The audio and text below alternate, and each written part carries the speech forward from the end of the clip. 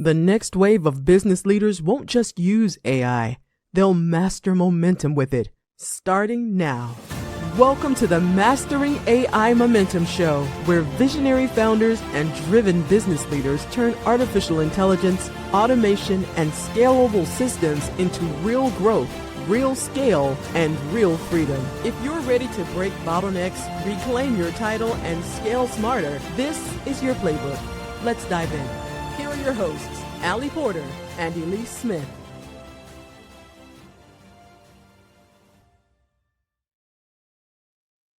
Hello, everyone. Welcome to the Mastering AI Momentum Show, where today's top entrepreneurs share how they're scaling smarter, evolving faster, and navigating the future of business. And I'm your host, Elise Smith, your business AI strategist. And I'm here with an incredible guest today, guys. You are in for a treat because he is just seriously the nicest guy on earth, but also knows business like no other. His name is Bobby Dutton, and he is a speaker, entrepreneur, and philanthropist who thrives at the intersection of engineering and art. He founded Groove Boston in 2004, creating legendary events that have reached thousands worldwide. Named one of Special Events Magazine's top 25 young event pros to watch, Bobby has won international awards for his pioneering work in event design. Today, he blends his passions with aviation and business, teaching audiences decision-making tools inspired by flying. So welcome, Bobby. Thank you so much. I'm excited to be here chatting with you. Absolutely. Okay, so in your own words, who do you serve and how do you serve them? Oh man, I serve everybody around me, and our mission as a company in events, and I think my own personal brand, it's about making people happy. And the engineer in me knows that to do that properly, we need to make as many people as possible as happy as possible, and that includes certainly the audiences we serve for events, but also the team that makes them happen, the clients, the stakeholders. We're really conscious of that happiness mission. And whenever it's not working, we want that to stand out and we want to attack that regardless of where it pops up. And that's an interesting way to kind of run a business and a life. Yeah, absolutely. I know that when we were first talking, that's something that really stood out to me. And I want to dive into that just a little bit later, but tell us a little bit more about the events that you put on, just in case someone is in the area and is like, yep, I need this guy.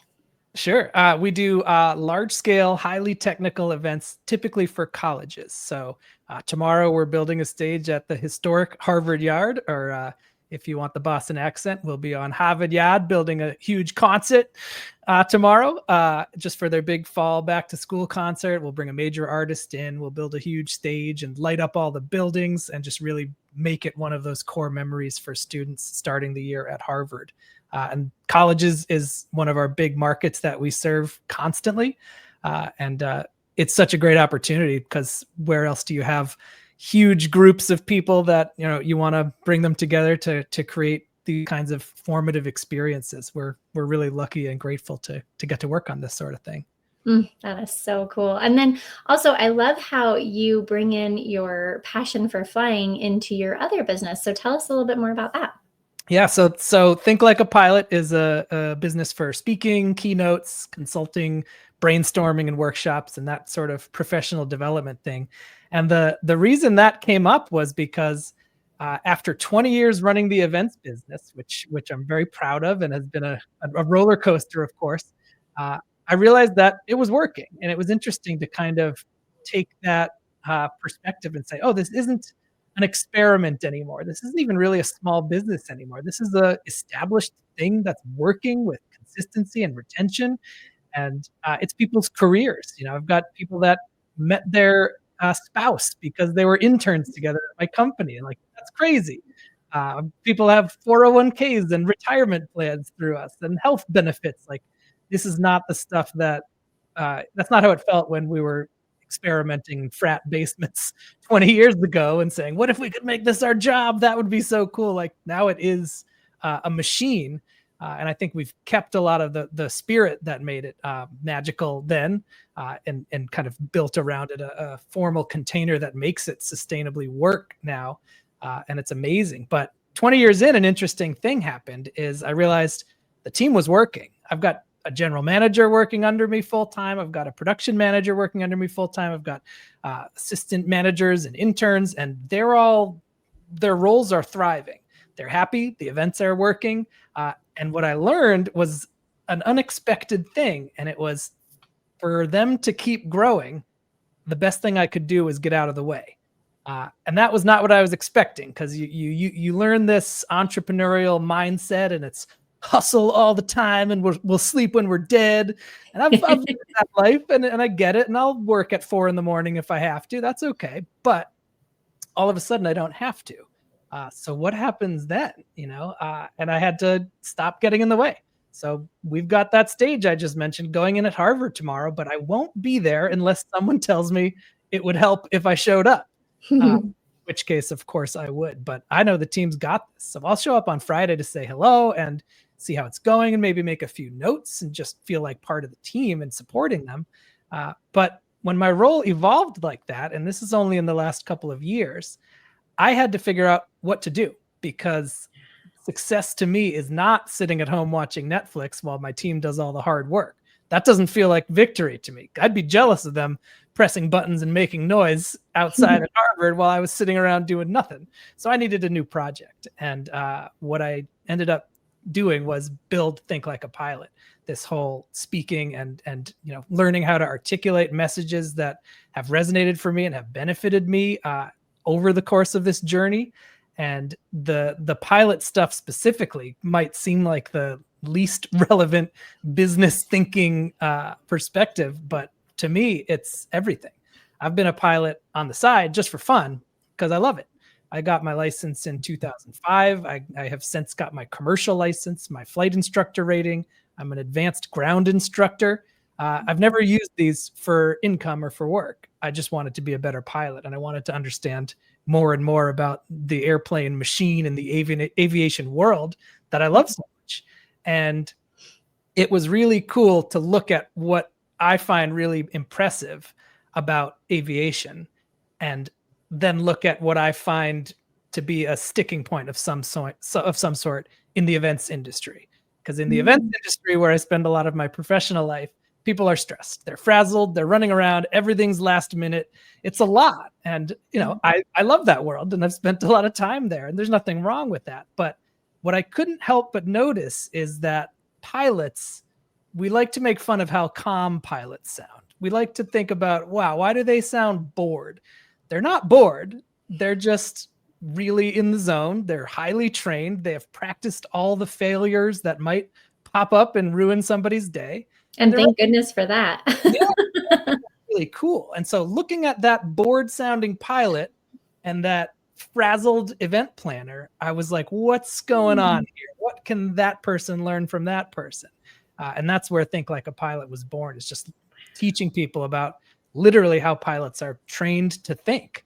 And a big part of it is prioritizing, knowing what's important, knowing what actions matter and will make a difference, and just figuring out how to structure yourself mentally and how to build these procedures to do really complicated things, like moving 300 people 30,000 feet off the ground at 600 miles an hour for 5 hours. That's nuts that's a thing. Yeah. And yet event planners who are doing something relatively straightforward by comparison are freaking out and losing sleep. So there must be something we can carry across that gap to benefit them. And I'm not saying we should all sound like bored pilots on the PA. I realize that's a cliche. That's not necessarily what we're going for, but they're doing something right. And I think that's really interesting. Completely agree. And I love how you've been able to take your passion for aviation and turn it into your business, and even a second business, especially because you had the experience of both sides that were so contrasting.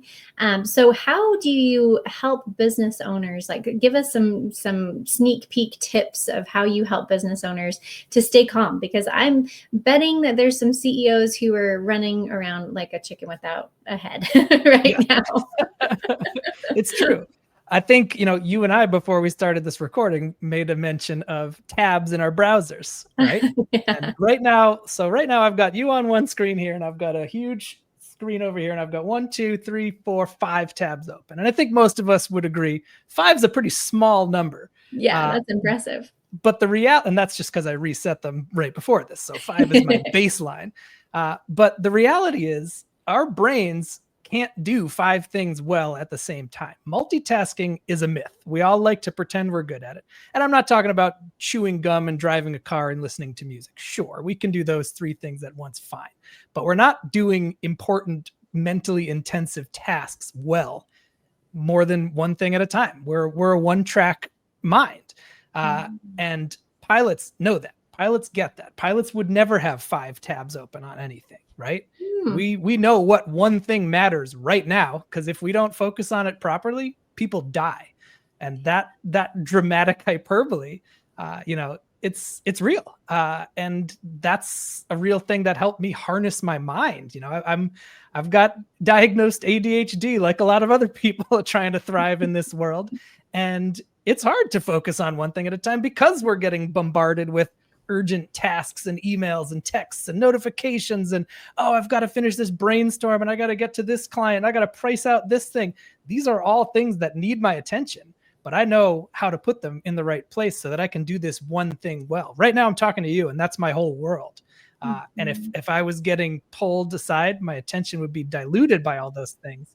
But because of my pilot thinking, they're all in the right place in the calendar. Those notifications will pop up at the right time for me to hyper focus on that thing and get it done. And flying is what gave me the practice to say, hey, if you don't resolve this fuel flow issue right now, your engine's going to stop working. And if your engine stops working and you're 10,000 feet off the ground, you got worse problems. So do you think in that moment I'm distracted by the need to do this spreadsheet for someone sometime in the next 2 weeks? That couldn't be farther from my brain.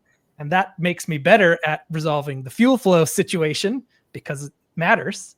And then when I get to that point to focus on that thing, my brain has learned that, yes, I need to do all these things, but I'm not going to be dragged down by all of them simultaneously all the time, because then it's just going to compound into this unsurvivable state where, yeah, I'm stressed. And also I'm not getting anything done. So guess what I'm going to be feeling like tomorrow? Exactly the same, plus all of the additional stresses that have popped up since then. So the way it's actually translated to my day-to-day life is really, really aggressively organized calendar, which is what I'm supposed to be focusing on in the right order. And even just managing my inbox and stuff. I know how much time I'll need to spend on whatever emails are going to come in the next 24 hours. I will see them all within 24 hours. But instead of running my day out of my inbox in this reactive, catch-up, stressed out manner, I'm going to process these emails and say, okay, that's true. I do owe that person an answer. When do I have time? This is the right time to do that. Boom, I'll get to it then. Now it's gone. And so to create this intentional routine, knowing that I can only do one thing well at a time, not only will my passengers survive on airplanes, but I'm able to stay focused and on top of things and ahead of things. And that's something we talk about a lot with flying, is this saying of being ahead of the airplane is, all right, I'm flying. I got through this whole takeoff thing. I'm cruising now. I could relax, or I could say, all right, in 15 minutes, I'm going to arrive at this next waypoint, and I think I'm going to have to switch frequencies. So let me get that queued up. And then I'm going to start thinking about landing. Okay, here's the wind. Okay, so it's probably going to be a left turn towards the runway. I'm getting ahead of it. All the things that I'm going to run into later, I'm already dealing with. And that way, when they come, they're probably exactly what I was prepared for. And if they're not, I've got the capacity to react. And that's not something that seems familiar to, I think, myself in the past and most people running through their day. They're getting overwhelmed by new requests, new demands, new stress points, and then we're stressing out about all of them at the same time without actually doing it. So I guess what it comes down to is, if you're going to stress about something, make sure it's serving you. Otherwise, you're just in a horrible circle that's not going to get any better. I love it. Yeah, we actually use a couple of different tools. I think one is called Reclaim, and then another one is called Motion, and it helps you to, do you use any of those tools, by the way? I don't, but I support whatever works for people. Yeah. And it just helps you to like all your task list, all your events, all your emails, everything is in one calendar. And Nice. so you literally just follow the calendar every single moment of every single day and you know what you're doing. But if you don't do something like that, like let's say, Bobby, that your meeting ends 15 minutes early, what do you do with that extra pocket of time? Because I've got to be Ooh, honest, that's where I get in trouble sure. of trying to multitask. Yeah, I will. I'll usually check the inbox because that's a great time to process whatever's come in. And again, when I say process email, it doesn't mean answering things. It doesn't mean doing the things. It just means be aware of the messages and figure out what's next. And maybe this one is a 1 hour thing I need to do next Tuesday. Done. Now it's out of my inbox and it's on my calendar. Maybe it is a quick answer. Somebody just asked me, what's the dimensions of this thing? And I say, yeah, 28 inches by 40 inches. Bye. I knew that. Now it's done. That's, of course, the dream. But, that's what I like to do. The other thing is if I get a 15-minute break, maybe my dog wants to go for a walk and maybe it's nice outside. And maybe that's going to benefit me more than another 15 minutes in the inbox if I didn't really need it. So being conscious of what's going to actually benefit you. And that drills all the way down into the whole, how do you define success? What are you aiming for? Because if we're not clear on what that is, then what are we doing stressing out so much?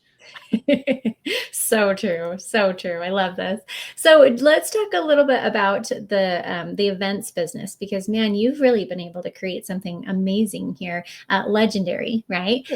So tell us a little bit more about what were the things that you had to learn along the way in order to be able to scale to the heights that you are now? Thank you. Yeah, I think the biggest thing is learning how to speak the language.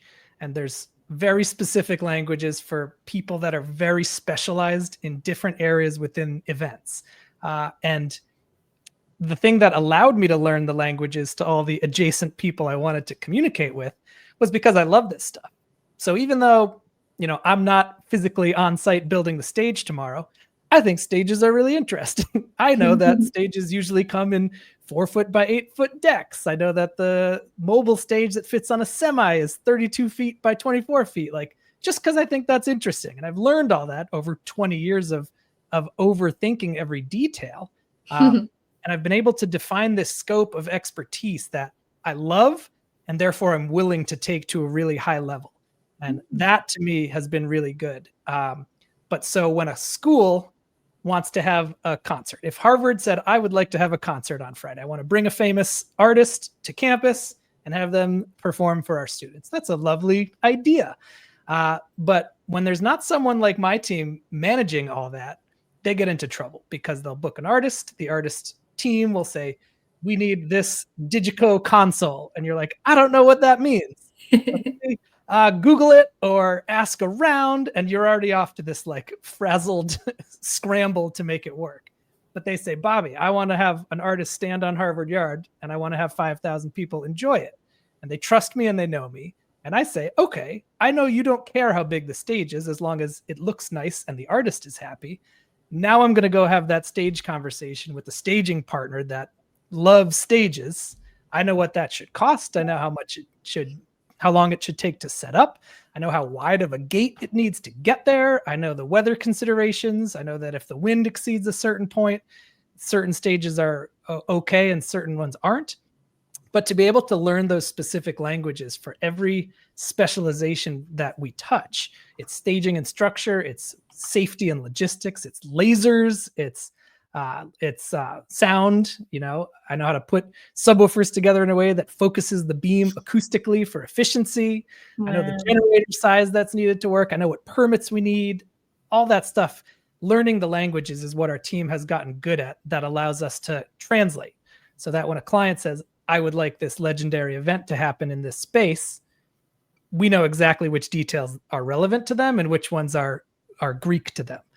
And then we'll go and compartmentalize and have hyper specialized conversations in specialized languages, so that every interaction is specific and goal oriented. And it's like, all right, here's what we need to do. Here's the challenge. Here's the cost. Here's whatever. Mm-hmm. And then it converts to this beautiful logistics sheet where by the time the day of the show actually comes, you would think that's our whole product, but really that's just the fun part. We already did all the work. Now we're just going down that list and saying, yep, it's 9 a.m. The stage is rolling into this gate. This person's waiting over here. This person's coming in a half an hour. We're ahead of the airplane. We're running the playbook, which we authored in a really expert way over time. And best of all, the client, our goal is to make them happy. It's not to deliver a generator and a stage and whatever. It's for our client to go, hey, sorry, I'm running late. Is everything okay over there? We say, yep. And that's it. That's simple. And that's the product. And so to learn that all of this language learning and translation and communication and details and logistics, that's all critical for it to work. And we've mastered that at a really high level. And I'm very proud of that. But at the end of the day, the product is really trust. Yeah. And so if our client can just say, here's a approval for a large amount of money. Do you need anything else from me? I'm like, is there anything you want to be involved with? Maybe there is. Maybe they want to help make the poster. Great. Let's do a meeting and talk about the colors on the poster. That'll be fun. But if you don't care about if the 150 kVA generator is enough to power this stuff, or if we need to refuel mid-show, don't worry about it. It'll happen because that's our job, not yours. And so defining these scopes and being clear on what the objective is to the client has been the skill that lets us work at the level that we do. Wow, I love that. And so it sounds like you have really good strategies and SOPs and all of that in place. But one thing I think that really stands out with your company than more than a lot of others is just your focus on joy and happiness. You mentioned that with your client, you want to make sure that they're taken care of. But how do you do that in your own team? Because I love that aspect. Great question. And we have a very detailed process for this, as you can probably imagine. And so I think it starts with me, the individual, and then you're right, the team scope, and then beyond that, the clients and everybody. For me personally, I'll start there. I need to be happy in 3 dimensions, and it's personal, professional, and physical. And every week I track this data because I'm a nerd, as you've probably figured out by now.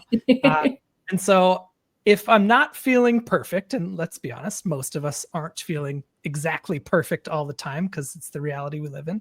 But if I'm not feeling perfect, instead of just being vague and saying, oh, I don't know, I'm a little stressed or I'm a little down, I don't feel great, I want to understand that more clearly. And so if I am feeling 5 out of 5 professionally because we're crushing work, team's doing great, we've got the shows we want, they're going well, there's no stress there, great. That's a 5.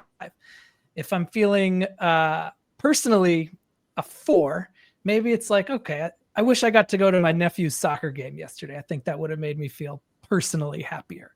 So I don't know if I have time next time, but if I do, maybe when I'm working on my calendar for next week, if there's a soccer game, hey, like you didn't go last time and it cost you in terms of happiness. So that's an actionable thing we could consider.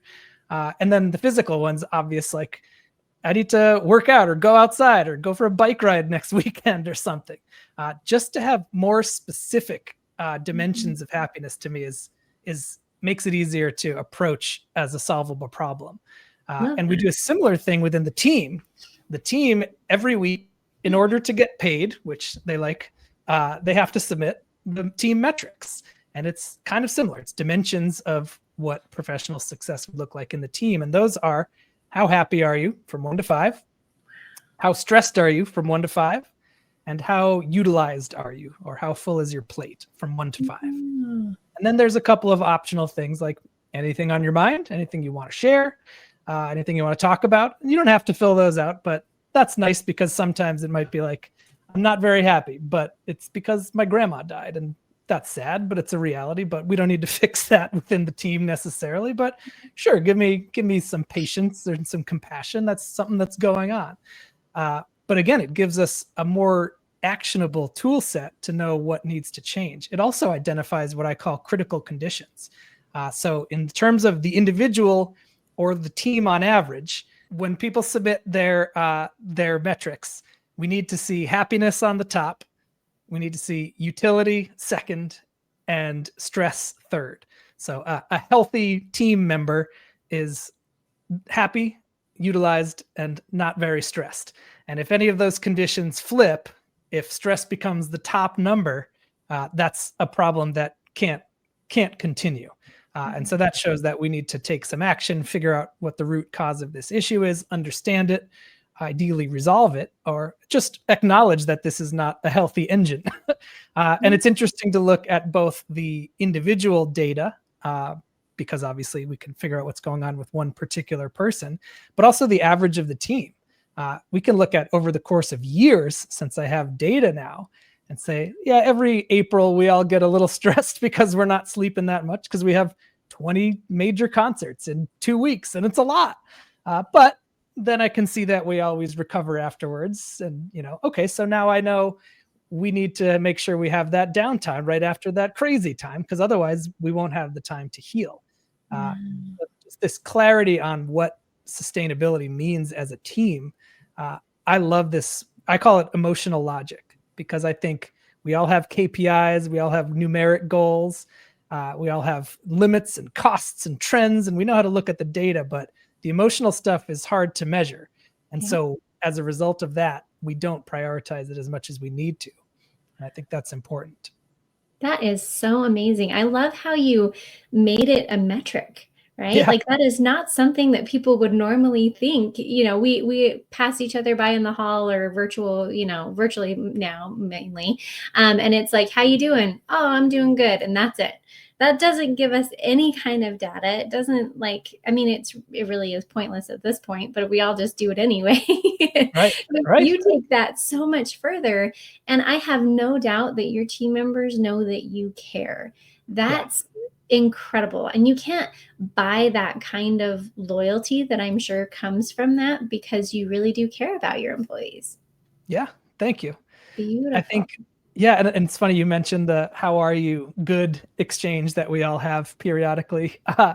What I hear in my networks is not good. It's so busy. It's how you doing? Oh, just so busy, And that gets me. I don't like that, because let's go back to the pilot thing. If your pilot came on the PA and instead of sounding bored about this flight, instead they just said, "Hey guys, sorry, I've got a lot going on up here. Oh my goodness, what? Okay, I gotta go." It's like, are you okay? Are you able to do the things we need you to do? Because you sound overwhelmed. And I hate that people have normalized sounding busy. And I think they've normalized that because if you're not busy, you must not be successful. And I don't think that's true. Like, I would rather say, wow, I just ran into Bobby in the hallway. He seems happy and calm, and he's got a lot going on because he's running these teams and these companies, but man, he knows what's important, and he has curated it intentionally. And so when somebody tells me they're busy, I don't hear that as success now. I hear that as, okay, this person's overwhelmed, like they're behind the airplane. They're not capable of taking on something new. So I'm not gonna have that conversation about a cool collaboration because they're too stressed to take it on. Yeah. And so I think we need to hear that word busy and just say that's a truth that's unavoidable sometimes, but that is not the goal. Yeah, because I think we, especially as we are, business owners, and we are busy, but that doesn't mean that we should wear it as a badge of honor, because a lot of times we do, right? Like, oh man, I'm so busy. Things are, going great. And it's like, I don't know if that is how I would equate that. So I really like what you said there. So let's move into AI a little bit more. Just what have you done in your business to be able to bring AI tools in, or agents, and has it played a part in your happiness scale? Oh, interesting. I like tying it back to happiness. I consider myself an early adopter in general. I'm a tech person that likes to know what's going on. So I chat with ChatGPT every day, just as like a human interface to the internet and the knowledge of the universe. I think it's a handy way to do that. And that's great. Like I'll ask for article ideas, or, hey, I'm talking to a group about pilot thinking. Like, got any new ideas for how pilot process could benefit someone in the insurance world? Because that's who I'm talking to next week, and it's great. It gets things going. I also do a lot in like Photoshop and Illustrator and visual art stuff, and AI is very capable at generating stuff, and that's really cool, because in the creative flow for anybody, a blank canvas can be the most daunting stage of any project. And whether that's a visual image or a project that doesn't have any scope or definition yet, to just start from nothing. And AI can be really helpful in filling that space. It might not be filling it with exactly the stuff you want there later, but at least you've got some directions to explore and some help generating that. I find that invaluable. Absolutely. So has it played any part in the happiness piece of your business? Or I think do you think it could has, in the future? I can't say directly. I'd say it's a happy companion for some of those complicated hours on the calendar where I need to create something, or I need a brilliant idea, I need a flash of insight. It gives me some company getting from A to B in that sense, which is definitely good, because something, now that my job is not run the Harvard show tomorrow, which sounds fun and it's something I have 20 years of experience, so I know how to do. Instead, it's like, all right, who are we going to go to next year if we already got Harvard? It's like, oh man, I don't know where to start. So knowing where to start, it makes me happy, and AI supports that in some ways for sure. That being said, I also realize how personal our world is and how sacred live events are. And so there is part of me that sees that, if everything just becomes automated and digital, there's something lost there. The humanity is at risk. And so I would hate to see AI just replace me. Like, everyone's got that basic fear. And I can see how important, like when I go to Harvard on Friday, not to do anything or fix anything, but to see it, to see the emotional impact we're having on students, to see the clients proud of what they created because they had the support to speak all those languages. I see the value in that. And that's critical. So I do want to make sure we're always protecting that side of things as well, while we intentionally leverage the tools that are here, because we certainly can't ignore AI. Yeah. And it's not like AI is going to bring you happiness, but maybe it increases or decreases the stress number, right? Sure. Because you have more tools available to you. But I love what you're building with both companies. I love just how you explain everything, and just what you believe in and focus on in your company is very refreshing in kind of this dog eat dog world out there of business. So this has been amazing. So if you had one last tip to give to CEOs who are listening to this, what would it be? Remember that busyness does not equal success. So good. Love it. Love it.